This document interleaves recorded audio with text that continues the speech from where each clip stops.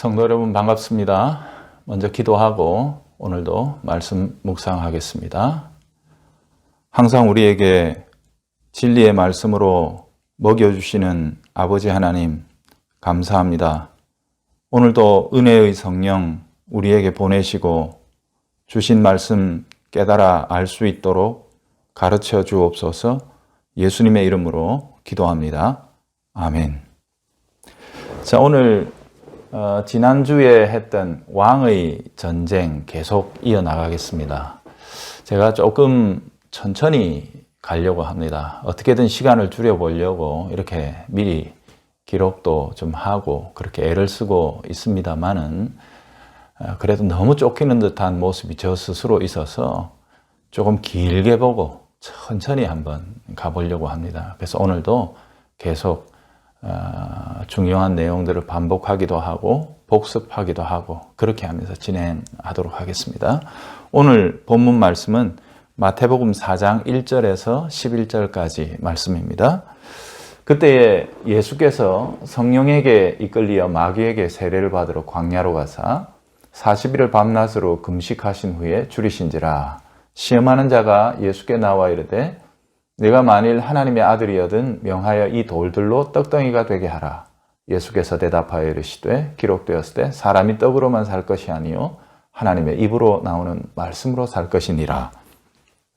이에 마귀가 예수를 거룩한 성으로 데려다가 성전 꼭대기에 세우고 이르되 네가 만일 하나님의 아들이여든 뛰어내리라. 기록되었을 때 그가 너를 위하여 그의 사자들을 명하시리니 그들이 손으로 너를 받들어 발이 돌에 부딪히지 않게 하리로다 하였느니라. 예수께서 이르시되 주 너의 하나님을 시험하지 말라 하였느니라 하시니 마귀가 또 그를 데리고 지극히 높은 산으로 가서 천하만국과 영광을 보여 이르되 만일 내게 엎드려 경배하면 이 모든 것을 내게 주리라. 이에 예수께서 말씀하시되 사탄아 물러가라. 기록되었을 때 주 너의 하나님께만 경배하고 다만 그를 섬기라 하였느니라. 이에 마귀는 예수를 떠나고 천사들이 나와서 수종드니라. 자, 복습 및 요약 정리를 하면서 들어가죠. 메시아께서 오신 이야기, 성육신이죠. 우리는 성육신 사건을 통해서 겸손하신 하나님, 그리고 인내하시는 메시아의 모습들을 생각해 보았습니다. 제가 반복은 안 하더라도 머릿속에 한번 기억을 되새겨 보시면 좋겠습니다. 그리고 우리는 메시아의 세례에 굉장히 중요한 의미를 부여했죠. 이것은 그리스도 임직식이다. 그렇게 말씀을 드렸습니다. 그리스도는 하나님의 종이면서 우리의 왕이시죠. 확실하게 중보자적인 위치라는 것을 우리가 알 수 있습니다. 하나님 보내신 종으로서 하나님과 연결되어 있고 우리들의 대표 왕으로 오셨기 때문에 우리를 품고 계십니다. 그래서 그리스도는 하나님 앞에 우리를 위해 서시는 분이시죠. 그래서 중보자 이렇게 말씀할 수가 있는 거겠죠. 중보자로서 공적인 삶을 시작하신 게 예수님의 메시아 세례라고 했습니다. 자, 메시아의 임무는 뭐였죠? 말씀의 성취라고 했습니다. 특별히 제가 어제 메시아는 말씀을 확실하게 이루신다는 사실을 우리들에게 증언해 주시기 위해 인자라는 모티브를 구약에서 가져오셨다. 이런 내용을 제가 조금 설명을 드렸습니다. 이렇게 이제 하나씩 다 연결이 되는 겁니다. 자, 말씀을 성취하는 것을 목표로 지속적으로 해 나가다 보면 목적을 이루시게 됩니다. 하나님의 뜻. 하나님께서 우리를 구원하시고자 했던 목적을 이루시게 되겠죠. 그래서 제가 목표, 목적 이렇게 한번 분리해서 해봤습니다. 그래서 그리스도가 어디에 나셨다, 애굽에 내려가셨다가 갈릴리 사람으로 불리우셨다, 이 모든 하나하나의 포인트마다 성경은 구약에 있는 말씀들을 응하게 하려고 이루시려고 그렇게 했다. 이런 증언들을 우리에게 반복적으로 들려주고 있었지 않습니까? 그죠? 자, 메시아의 사역 방식은 뭐다요? 예, 순종하는 것이다. 우리는 이것을 굉장히 중요한 요소로 생각했죠. 성육신부터가 순종이죠. 자기를 낮추시고, 그죠? 사람의 모양으로 오셨다. 빌립보서는 그렇게 증언하고 그렇게 해서 죽기까지 복종하셨다. 이런 내용들이 쭉 이어집니다. 십자가 사건이 제일 대표적이지요. 그 겟세마네 동산의 기도. 예수님께서 내 원대로 마시고 아버지의 뜻대로 되기를 원합니다. 그렇게 말씀하셨죠. 자, 우리 인류의 역사는 흔히 두 동산의 이야기라고 설명을 합니다. 모든 것이 완벽하게 갖추어져 있었던 에덴 동산의 첫 번째 아담. 그 놀라운 복과 하나님의 선물 가운데서도 순종하는 데 실패해버리지요. 그래서 그를 통해 이 원죄라는 것이 계속해서 우리들에게 유전이 되게 됐죠. 그런데 둘째 아담은 정반대의 동산. 제자들이 다 배신을 하고 자기를 버리고 가는, 그리고 로마 군병, 유대 군병, 대제사장의 하속들 때로 몰려와 가지고 자기를 체포해 가시는, 그리고 또 그런 현장에 있어서 하나님께서도 메시아에게 굉장히 이 심적이고 영적인 고통이 되는 상황을 그대로 방치하시는 듯한 모습. 겟세마네 동산인데 예수님께서 내 원대로 마시고 아버지의 뜻대로 되기를 원합니다 라고 끝까지 순종하시는 모습을 우리가 봤죠. 그래서 모든 게 완벽했던 에덴 동산과 모든 게 최악의 상황이었던 겟세마네 동산에서 첫째 아담과 둘째 아담이 다르게 반응하시죠. 둘째 아담은 거기에서도 순종하십니다. 그래서 첫째 아담이 불순종으로 원죄를 끝없이 우리들에게 물려주었다면, 저는 비유하건대 이 둘째 아담이신 예수 그리스도는 자기 안에 있는 자들에게 원의, 곧 당신께서 순종하여 얻으신 의, 그 의의 보상이 생명이죠. 그래서 그 의를 자기 안에 있는 자들에게 주십니다. 우리는 사실 첫째 아담에게 속해 있을 때에는 존재 자체가 죄인이잖아요. 그죠? 그렇지만 우리가 둘째 아담 안에 있을 때에는 우리의 공로가 없이도 그분의 의를 값없이 누리게 된다. 이 공식이 동시에 이렇게 적용될 수 있는 거죠. 제가 조금 세기는 샜는데요. 어쨌든 메시아는 끝까지 순종하시는 방식의 사역을 취합니다. 그래서 세례를 받으시고 메시아의 공적 임무를 쭉 진행해 나가시는 동안에도 성령님께서 이끄시는 대로 순종하면서 일하신다. 우리 지난주에 제가 이거 설명을 드렸던 것 같은데요. 성령이 마치 예수님을 광야로 몰아내시는 것 같은. 그죠? 지금 막 우리 언약 백성들의 대표가 됐잖아요. 말씀을 성취하셔야 하는데, 제가 어제 탁월함의 사역은 구약 하나님의 백성, 하나님의 종들이 실패한 것을 예수 그리스도가 완전한 순종으로 성취하시고 대체하신다 그랬잖아요. 광야는 이스라엘 백성들이 고난도 받고 그렇게 했지만 시험 가운데서 넘어진 자리 아닙니까? 거기에 우리의 왕이신 그리스도께서 우리 대표로 가셔서 40일 동안, 옛 언약 백성들은 거기서 하늘에서 주는 만나를 먹고도 40년 동안 불순종했는데 예수 그리스도는 40일 동안 아무것도 드시지 아니하고, 그러면서 그 속에서 제가 마귀의 시험은 지속적인 행위라고 그랬죠. 40일째 한번 배 정말로 고프지 하면서 한번 나타나서 그렇게 시험한 게 아니고 40일 지속적으로 따라다니면서, 아마 저는 그랬을 것 같아요. 와 굶는데, 와 이래야 되는데, 그게 여러분 40일 동안 끝없이 사람의 이 뇌리 속에, 생각 속에, 그러면서 몸도 점점 수척해지고 또 기야, 배고픔의 어떤 이게 점점 강도가 강해져 올 때 똑같은 질문이라도 시간이 갈수록 그 깊이, 심도라는 것은, 우리의 심령을 흔들 수 있는 힘이라는 것은 전혀 다르지요. 예수님 그렇게 시험을 받으셨는데 거기서 끝까지 순종해 버리십니다. 그러니까 구약 언약 백성들의 실패를 완전히 당신의 의와 순종으로 보상하고도 남음이 있는 이 순종의 행위들을 해나가시죠. 이게 예수님의 어쨌든 사역의 방식이다. 제가 이거 여기서 설명하면 계속 이야기할 수 있을 것 같습니다만 진도를 나가도록 하죠. 자, 그리하여 우리는 광야의 시험이라는 곳으로 들어왔습니다. 그래서 제가 광야의 시험을 메시아의 왕직 수행이다.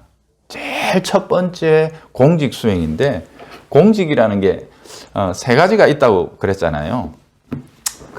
우리 구약에 보면 왕, 선지자, 제사장 이렇게 세 가지 공직들이 있는데 예수님은 이 왕직을 제일 먼저 이렇게 수행하시는 거다. 그게 이제 이 광야의 시험이라고 이렇게 볼 수 있습니다. 자, 그런데 메시아께서 왕직을 어떻게 순종하셨는가를 보기 전에 우리 흐름을 따라서 그러면 구약에 하나님께서 이 왕이라는 직분을 기름 부어 따로 구별하셨는데 원래 언약 백성들 가운데서 왕이 맡고 있는 기능이라는 게 뭐냐? 이걸 우리가 먼저 생각해 봐야 할 거 아닙니까? 그죠? 구약의 모든 종들은 다 실패했는데 원래 왕이 맡았던 두 가지 직무가 있습니다. 그게 제일 중요합니다. 첫 번째가 뭐냐면 전쟁하는 일입니다. 이때 이 전쟁은 언약 백성들을 대표해서 나가는 전쟁이죠. 왕이. 그죠? 그래서 백성을 위한 승리를 가져오는 존재가 누구냐? 왕이어야 합니다. 그래서 기름 부음 받은 다윗이 사무엘상 17장에서 골리앗을 쓰러뜨린 사건을 제가 굉장히 중요한 의미를 부여해서 설명하지 않았습니까? 그죠? 그 백성을 위한 전쟁에 나가 승리하시는 분, 이기시는 분, 그분이 바로 그 왕입니다. 두 번째는 뭐냐 하면요. 그렇게 승리하고 왔으면 자기 땅에 와서 통치를 해야 되는데 왕이 하는 통치의 행위의 제일 대표적인 게 뭐냐 하면 의의 재판을 하는 겁니다. 의라는 말은 이때는 공정이죠. 공정한 재판을 통해 백성들이 샬롬을 누리게 되는 겁니다. 이게 왕이 맡았던 두 가지 제일 중요한 사명입니다. 공직이죠. 구약에서는 누가 이 일들의 그림자가 됐냐면 제일 먼저 다윗이죠. 전쟁하는 일에 있어서는 다윗이에요. 이걸 우리가 확실하게 알 수 있는 한 구절이 있는데 제가 여기 왔습니다. 성경을 한번 읽어볼게요. 다윗 왕이 일어서서 이르되 나의 형제들 나의 백성들아 내 말을 들으라. 나는 여호와의 언약궤 곧 우리 하나님의 발판을 봉헌할 성전을 건축할 마음이 있어서 건축 재료를 준비하였으나 이렇게 얘기를 하는데 하나님이 찾아와 답을 하세요. 뭐라고요? 너는 전쟁을 많이 한 사람이라 못하리라. 니 안 돼. 난 너 싫어. 이런 게 아닙니다. 즉 왕이라는 하나님께서 기름 부어 세우신 직무 중에 다윗이 맡은 역할은 뭐죠? 네, 전쟁에서 이기는 겁니다. 그래서 너는 내가 맡겨준 그 일 참 잘했다. 이런 형태로 우리는 해석해 나갈 수 있죠. 그래서 여기서 이것만 보세요. 제가 여기서 설명하면 더 깊이 들어갈 수도 있지만 원래 왕이 뭐 하는 거냐? 자기 백성을 위한 전쟁에 나가서 승리하는 거다. 이게 제일 중요한 겁니다. 사실은 이렇게 승리하고 돌아와가지고요.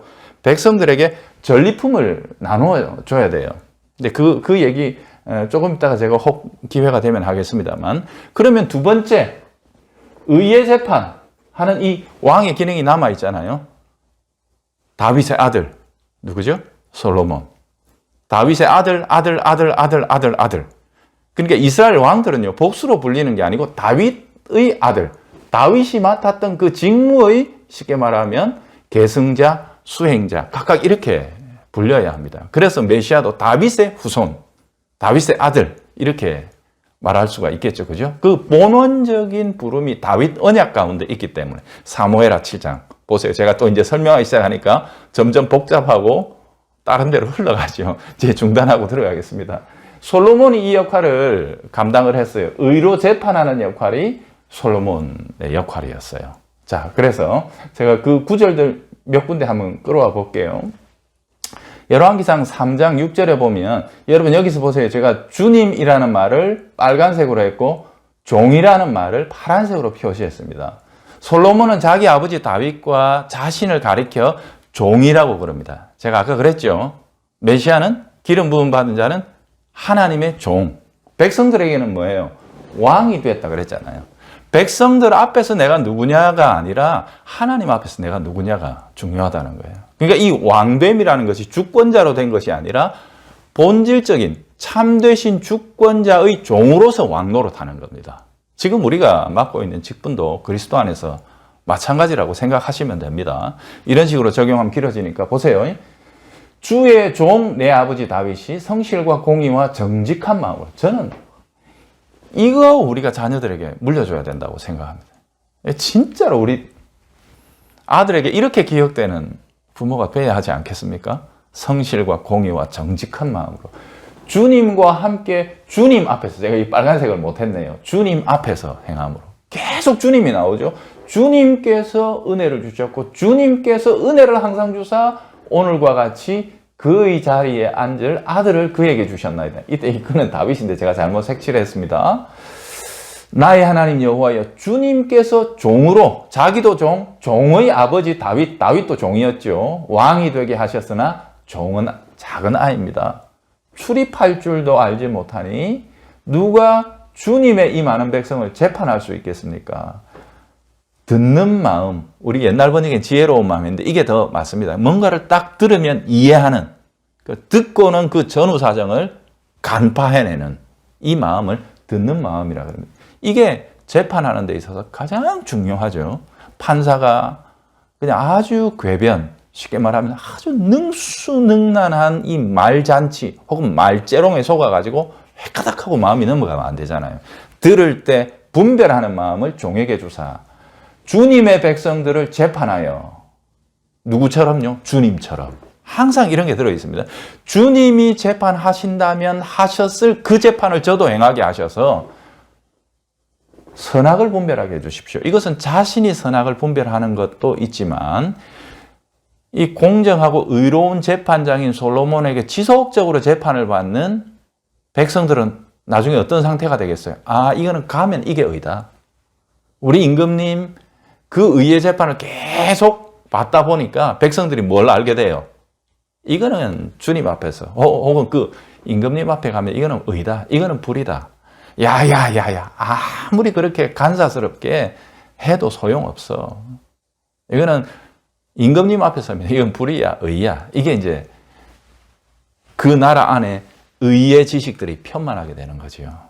이걸 뭐라고 하느냐? 샬롬이라 그럽니다. 대외적으로 적들이 다 무력화되고 내부적으로는 의와 공정한 재판이 굳건하게 세워져서 그 나라가 참으로 샬롬의 상태에 들어가는 것. 이거죠. 이게 왕직을 수행하는 제일 큰 책임이라 이렇게 말할 수 있어요. 여러분, 그런데 말이에요.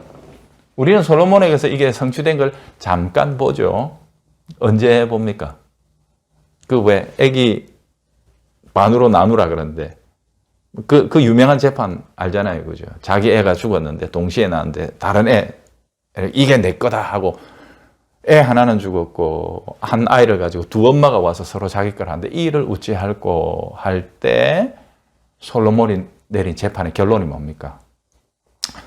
왕의 재판 속에는 하나님의 의가 들어있다. 백성들이 그렇게 이야기해요. 선악을 분별하는 거예요. 이제 이런 악은 행했다가는 큰일 나겠구나. 큰일 나. 쥐도 새도 모르게 하고 아무도 본 적이 없고 정말로 들키지도 않고 행한 그 악도 왕은 다 분별해내 버린다. 이렇게 되면 이제 이 솔로몬이 다스린 나라에서는 어떻게 되겠어요? 이게 샬롬이죠. 하나님께서 왕들에게 이런 임무들을 수행하라고 보내셨는데요. 자, 다윗과 솔로몬은 한시적으로 성공합니다. 한시적으로. 잠깐 성공합니다. 부분적으로 이 위대한 왕의 직무를 수행해냈죠. 스스로 죄의 굴레에 빠져서 완전한 직무 수행에는 실패하게 됩니다. 이게 구약에 있는 종들의 한계죠. 다윗은 제일 대표적인 게 밧세바 사건이죠. 그죠? 음욕을 품고 간음죄부터 시작해가지고 거짓말하지요. 그죠? 거짓말하고 모살하지요. 7계명 범하게 되고, 그러니까 하나님 나중에 선지자 보내서 네가 나를 업신여겼다 이렇게 이야기하죠. 그래서 사실은 제가 지금 다 기억이 안 나지만 이 밧세바 사건 다윗을 10계명에 적용하면 거의 다 어겨버립니다. 아주 무서운 죄를 스스로 범하지요. 그럼에도 하나님은 다윗 정도는 참으로 귀하다 이렇게 봐주시잖아요. 자, 그다음에 솔로몬은 말년이 돼갖고 영이 어두워지죠. 그래서 스스로가 우상 숭배하고 막 그렇게 되죠. 참 이런 안타까운 일이 있습니다. 자, 구약에 있는 메시아 참되신 왕의 그림자 모형들은 이렇게 다 실패를 했는데요. 우리 예수님께서는 그 왕의 직무를 완전하게 성취해 내실까요? 그렇죠. 그걸 지금 우리가 보는 거죠. 예수님도 전쟁하십니다. 광야의 시험이 전쟁입니다. 예수님이 제가 재밌는 말로 마귀와 1대1로 맞짱을 뜨셨다. 그렇게 얘기했죠. 그렇게 해서 승리하시고 또 자기 백성을 위한 전쟁을 하시죠. 십자가와 부활로 완성하시고 자기 백성에게 이기신 자기의 전리품 뭐예요? 생명 아닙니까? 부활 생명. 그거 나눠주시고 에베소서 4장에 가면 더 특이하게도 예수님이 우리들에게 주신 전리품 두 가지 관점에서 이야기해요. 첫째는 뭐냐 하면 각 사람에게 은사를 주신다라고 얘기하고 그 은사자들이 모여서 교회를 이렇게 하잖아요. 그 교회 가운데 또 직분을 주신다. 그래서 직분론 다룰 때 이 본문은 반드시 등장합니다. 여러분 직분은 승리하신 그리스도가 주시는 전리품입니다. 교회에. 그래서 직분자들은요. 절대로 이 세상에 본을 가져오면 안 됩니다. 왜냐하면 승리하신 그리스도의 전리품을 가지고 섬겨야 돼요. 그리스도가 승리하신 방식대로 섬겨야 돼요. 이게 여기서 직분론 얘기하면 또 정말 제가 열강을 해야 되는데 어쨌든 예수님은 끝까지 복종하시는 전쟁에서 승리하셔서 얻으신 부활, 생명, 하늘의 영광 이 모든 전리품을 우리와 나누십니다. 어제 우리 종말의 인자가 당신이 나라와 영광과 권세를 얻어가지고 지극히 높으신 분의 성도들 고난 가운데 끝까지 믿음으로 산 자들과 나누신다 하는 얘기 봤죠. 그게 이제 여기서 볼 수 있죠.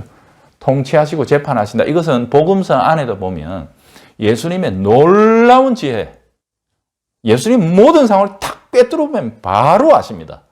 맞죠? 누군가가 예수님의 그 옷자락을 움켜쥘 때 그 깊은 속에 울음들을 알아냅니다. 우리 지난주에 보았던 사마리아 여자의 그 깊고 깊은 고독과 외로움과 상처와 트라우마 이 모든 것을 주님이 얼마나 조심스럽게 파헤치고 들어가 마침내 그녀를 하나님 앞에 예배자로 세우고 말지 않습니까? 예수님의 이 놀라우신 사람 다루시는 상황을 다루시는 놀라운 이 통치의 능력들 복음서 안에도 많이 있습니다만은 궁극적으로 승리하신 그리스도는 지금 하나님 보좌 우편에 앉아 역사를 주관하시고 다스리시고 통치하십니다. 언제까지? 마지막 날, 최후 심판의 날 그리스도께서 오셔서 최후의 심판, 재판을 가장 공의로운 재판을 이 땅 가운데 행하시게 될 겁니다. 그래서 그리스도는 바로 이 일들을 행하시는 분이시다. 그래서 여기까지 뭘 설명했냐 하면 예수님의 메시아로서의 첫 번째 공직이 뭐다요? 예, 왕직을 수행하시는 것인데 예수님은 이 왕직을 완전히 성취하시는 분이다. 이렇게 하고 이제 그 시험 받는 사건으로 들어갑니다. 시험 받는 사건, 예수님의 싸움이시기도 하고요.